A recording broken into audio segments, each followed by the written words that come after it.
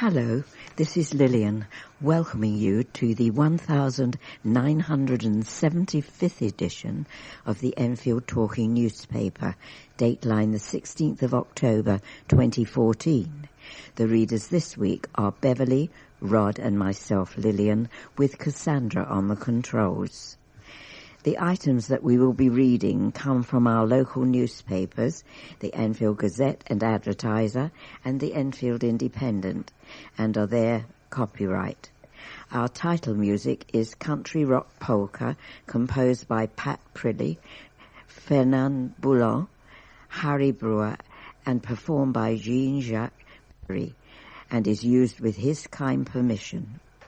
Local stories include warning issued on burglars as nights drawn in. Council is making it harder for families to buy a home, and children in care on the rise. If you are experiencing any problems receiving your Enfield Talking newspaper, please phone Diane de Jersey on 0208 805 6578. That's 0208 805 6578. She is your listener's representative, and she will be pleased to help you. And now Beverley will read the first item of local news. Beware of burglars as the nights draw in, say Enfield Council and police. Council bosses have warned residents before the clocks go back on October 26th to beware of prowling thieves who are ready to take advantage of the extra hours of darkness to strike at properties. Police have already set up a dedicated burglary squad to prepare for the nights drawing in and have written to scores of people offering free security surveys on their homes. Council chiefs have reminded residents that police have deployed extra uniformed and plainclothes officers on the streets of the borough in a bid to deter crooks. They have announced that the council is looking at solutions to burglaries such as installing alley gates, barring would-be intruders from sneaking off down alleyways that often give direct access to the back gardens of homes. Cabinet Member for Environment and Community Safety, Chris Bond, has insisted that tackling burglaries is a top priority for the council. He said, having your home broken into is a terrible experience and one which I would not wish on my worst enemy, so it is great news that we are taking steps with the police to drive down this horrible crime. We all need to work together to drive down burglary, and I urge residents to take notice of the advice they are given to help them reduce the likelihood of becoming a victim of crime. Tips from the Metropolitan Police for avoiding becoming a target for burglars is the winter months include using timer light switches so homes are not left in darkness, potentially attracting the attention of burglars. Residents interested in setting up a neighbourhood watch scheme can go along to the Civic Centre in Silver Street, Enfield, tonight between 6:30pm and 9pm for practical advice on setting up and managing a local scheme. First-time buyers may be forced out of the housing market if Enfield Borough Council goes ahead with its new housing scheme, it has been claimed. Members of the Conservative Party plan to report the authority to the Information Commissioner after suggesting it has refused to release information about its £100 million housing gateway scheme. The council aims to increase its stock of properties that can be let at sub-market rents to families who would otherwise be housed in emergency accommodation. And it has moved quickly to dismiss claims from the Tories that it will compete with first-time buyers.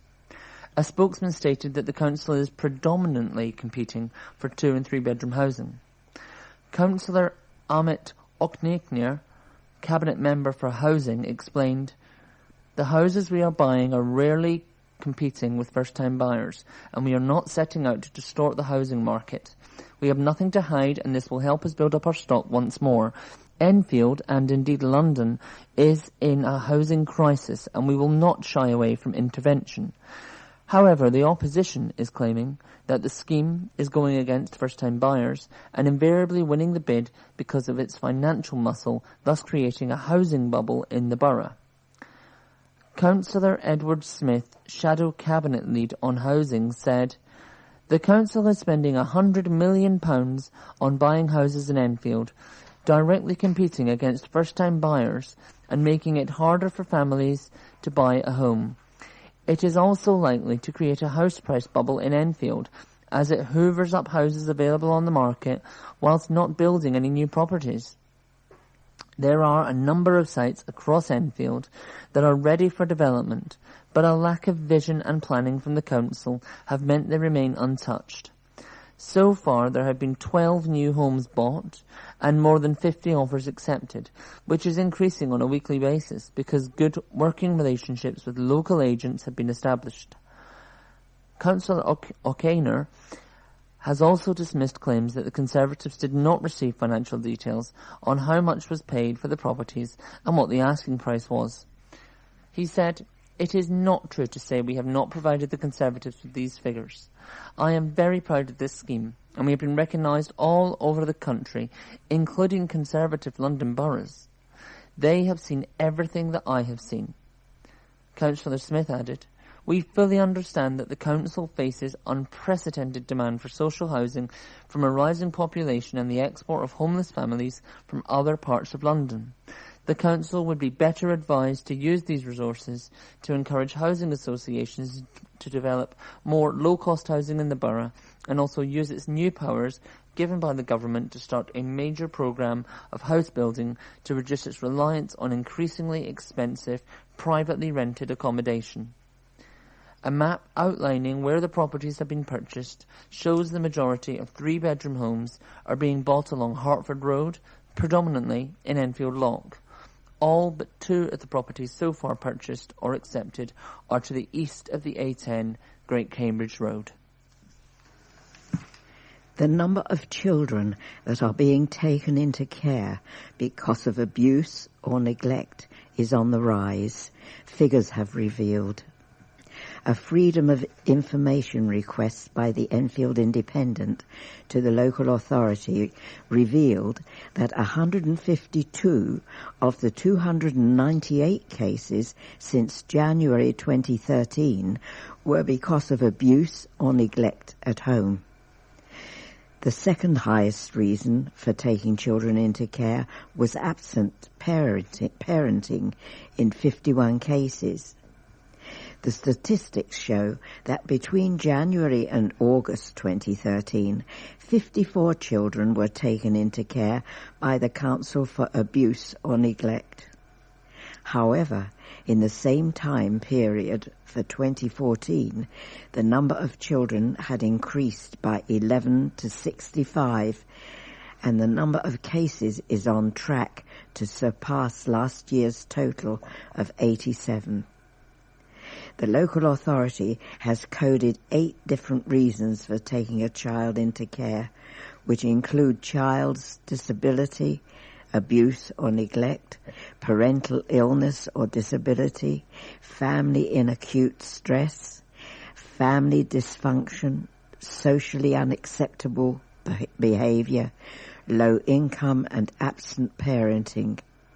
Similarly, the overall total of children being taken into care is also on the rise, with 113 cases between January and August 2013 and 124 cases during the same period in 2014.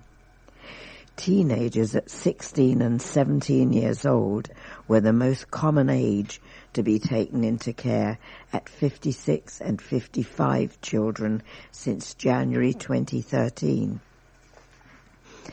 Children aged below 1 were third highest with 44 cases. The council also revealed that 2 children are currently subject to a child protection plan with obesity as a main factor. But the council stated no plan to initiate care proceedings had taken place. Explaining the increase in children being taken into care, a council spokesman said, "The looked after children population in Enfield fluctuates between 300 and 330 children and young people in care at any point in time.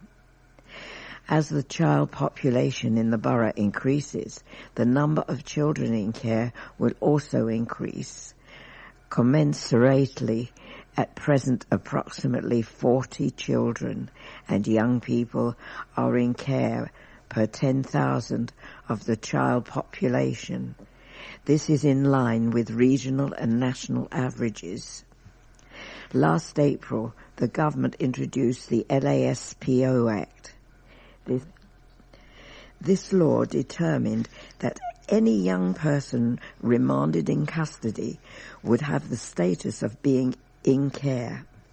If they stayed on remand for more than 13 weeks, they would also acquire care leavers' rights. This legislative change will account for the majority of the increase. The other main reason is the increase in the number of unaccompanied minors requesting asylum.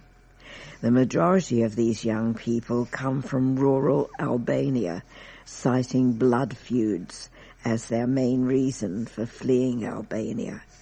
This is consistent with the experience of other London boroughs. Enfield Borough Council's Cabinet Member for Education, Children's Services and Protection Councillor Afa Orhan said, "Around half of all children and young people who are in the care of the council are in care on a voluntary basis, usually due to severe difficulties in the family home. Where the council makes a decision to remove a child or young person from their family, that decision is never an easy one and is only ever done when there is clear evidence a child or young person is at risk of harm. It is in the best interest of the child or young person and with the consent of the court." Plans to move forward with the creation of a council-run eco-friendly energy company were agreed last week despite Tory opposition. The Lee Valley Heat Network, a limited company created and run by Enfield Council, will heat thousands of new homes across the borough using waste from the Edmonton Eco Park in Advent Way, Upper Edmonton. Councillors at Thursday's full council meeting committed just under £1.3 million to fund a business plan for the network, as part of which energy will be harnessed in the form of heat and steam and delivered to housing estates via a network of underground pipes. The council says the scheme will provide affordable energy to thousands of homes, tackle fuel poverty, create 1,700 new jobs and reduce CO2 emissions. But Conservative councillors voted against the plans, with Edward Smith, a shadow cabinet member for housing, expressing concerns about the viability of the network. The Eco Park is close to the proposed site of the Meridian Water Regeneration Scheme, and the council wants the first phase of the development of 5,000 new homes to be heated solely by the energy generated from the plant. However, while the Meridian Water Scheme is still in its infancy, the current redevelopment of the Ladderswood Estate in Ladderswood Way, New Southgate, and the Alma Road Estate in South Street, Ponders End, are also to be connected to the network. The council, which earlier this month secured £183,000 in government funding for the project, is aiming to connect new homes at Ladderswood to the network by autumn 2015, at Alma Road in autumn 2016, and the first stage of Meridian Water by autumn 2017.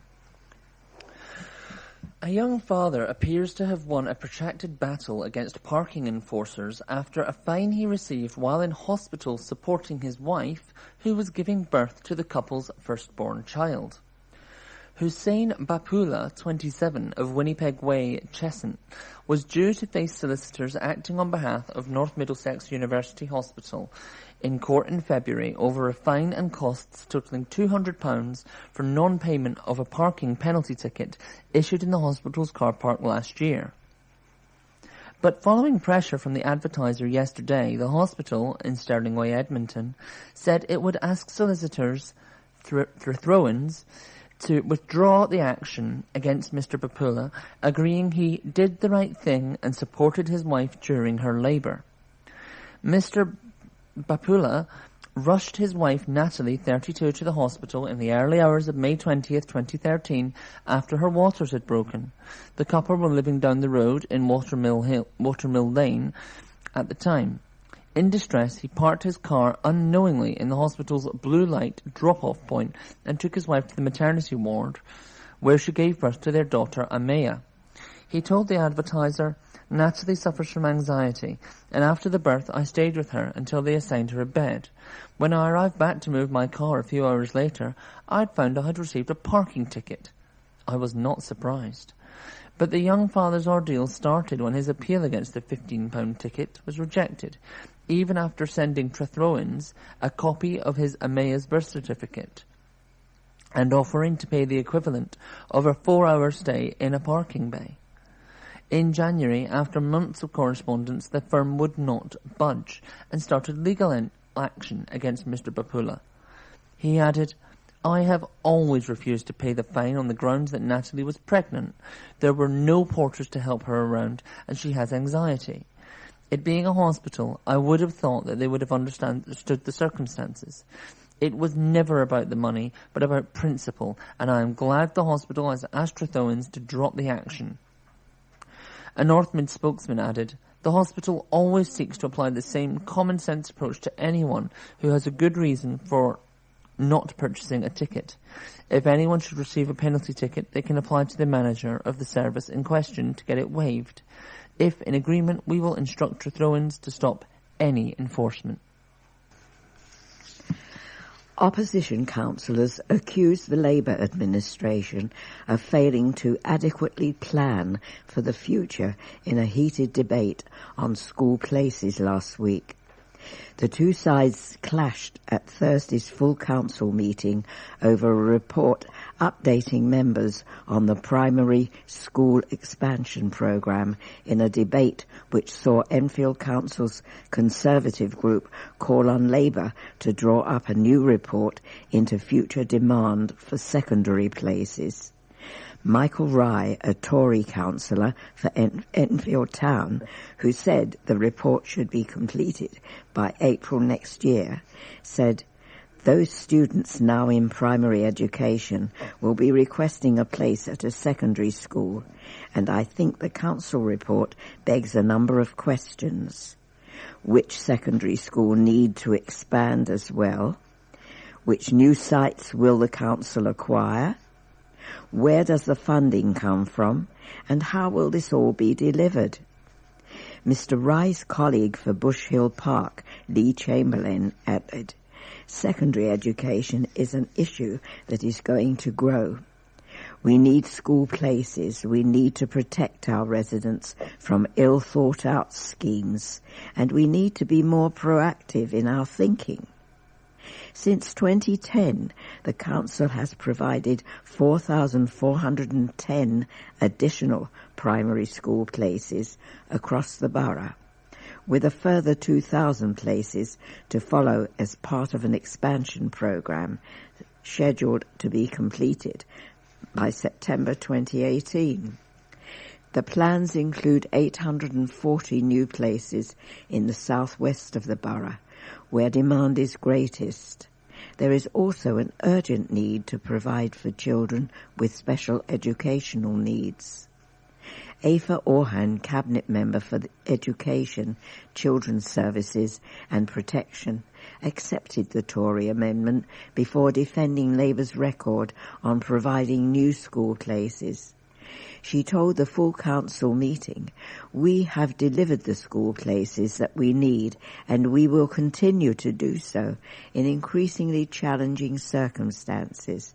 We've not only increased capacity, but also provided quality places.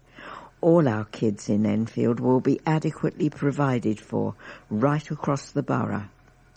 Mrs. Orham said that the council could manage the pressure on secondary school places for the moment, with demand set to increase from September 2017.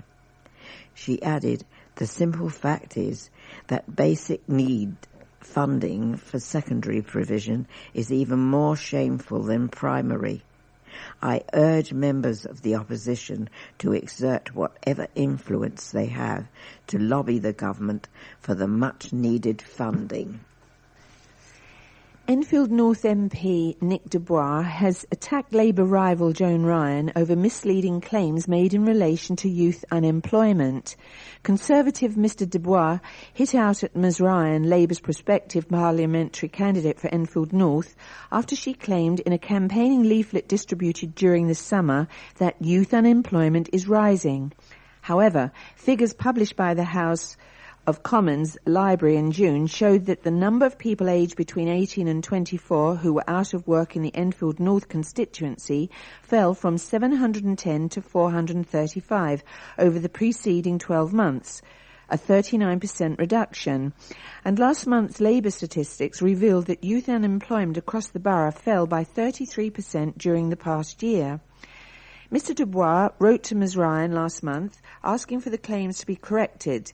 In the letter seen by the Advertiser, Mr Dubois said that false statements about the prospects for young people serves only to talk down our community. He added, "This sort of pre-election scaremongering and downright dishonesty is the politics of the past Labour. Labour should think again and show more respect for the public they seek to represent. Enfield North will be a key battleground for both the Conservatives and Labour in the general election in May next year. It will be the fourth time Mr Dubois and Ms Ryan will go head-to-head for the seat, with Ms Ryan victorious in 2001 and 2005, before Mr Dubois won the seat with a 1,692 majority in 2010.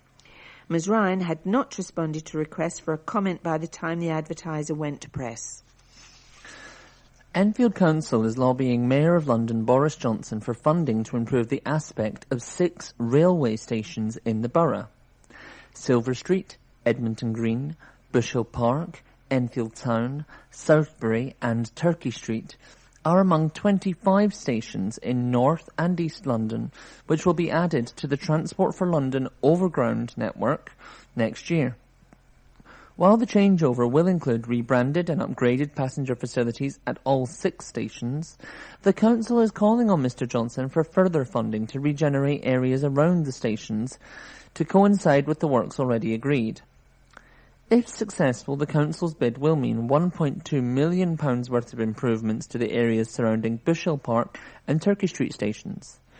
The plans could also mean that the areas around Silver Street, Edmonton Green, Enfield Town and Southbury stations get a revamp, with the possibility of increased street space, improved paving, more trees and the installation of new CCTV cameras.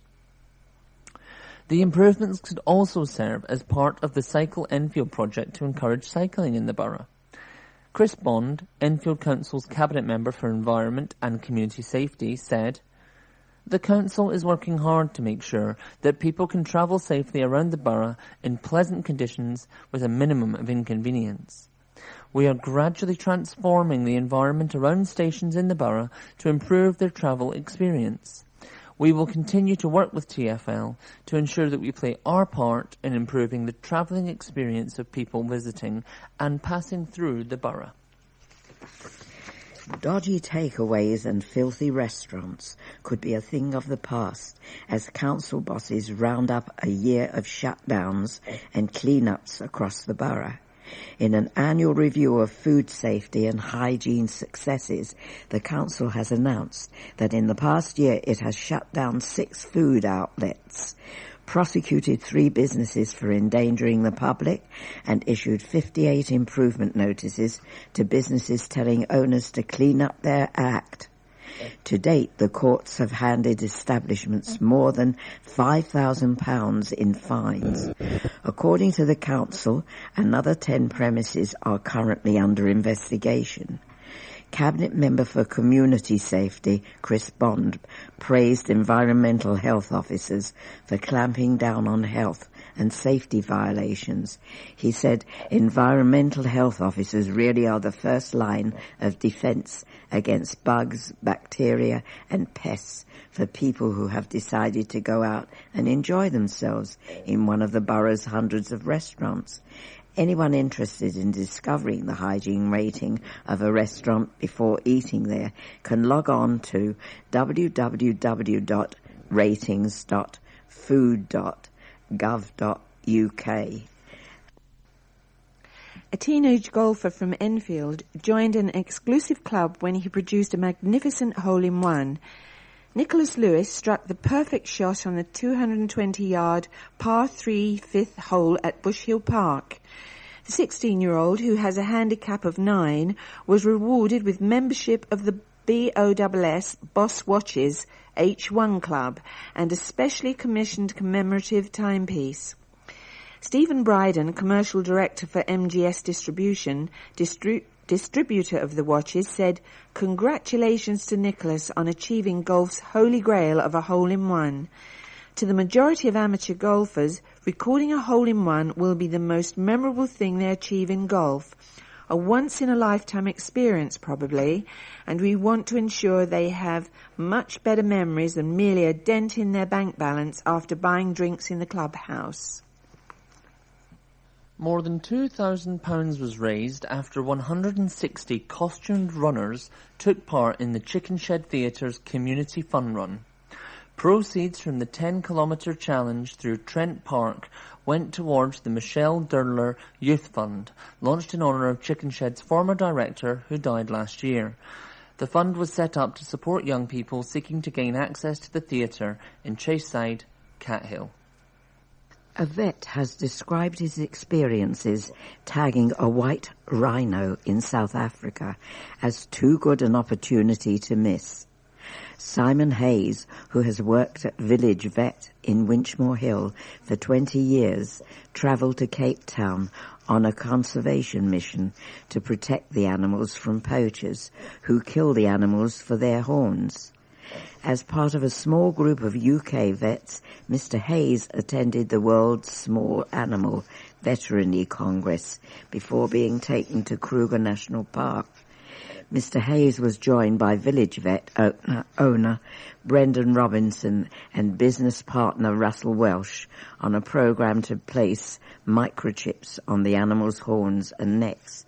Mr. Hayes, who joined one of the Rangers' missions last month, said, "This was an incredible experience. The chance to dart a rhino in the wild and be part of trying to save these magnificent creatures was too good an opportunity to miss."